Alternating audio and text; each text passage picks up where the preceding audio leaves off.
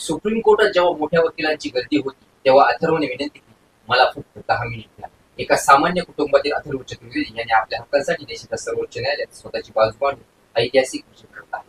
अथर्वने नीट परीक्षेत 530 गुण मिळवले होते. त्यानुसार त्याला उत्कृष्ट दुर्बल घटकातून प्रवेश मिळणे अपेक्षित होते.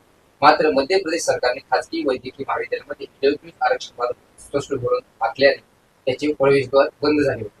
वकिलीचे शिक्षण न घेता त्यांनी स्वतःची याचिका स्वतः लढवून प्रशासकीय त्रुटींवर बोट ठेवले. त्यामुळे जबलपूरच्या या आत्महत्येची सध्या सगळीकडे जोरदार चर्चा होत आहे.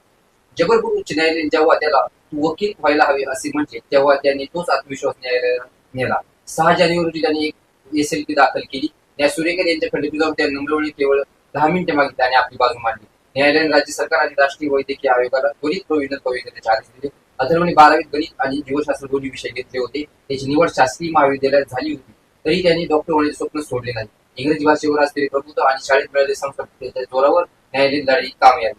सुप्रीम कोर्टात जेव्हा मोठ्या वकिलांची गर्दी होती तेव्हा अथर्वने विनंती केली, मला फक्त 10 मिनिट द्या. त्या 10 मिनिटाची युक्तिवादाने न्यायमूर्तीची त्यांनी मान घेतले. सर्वोच्च न्यायालयाने आपल्या विशेष अधिकाराचा वापर करून अथर्वला MBBS प्रवेश देण्याचे आदेश दिले. माझ्याकडे गुण आहेत, माझा हक्क आहे हे त्यांनी ठामपणे सांगितले. अथर्वला तारक मेहता का उल्टा चष्मा पाहायला आणि क्रिकेट खेळायला आवडते.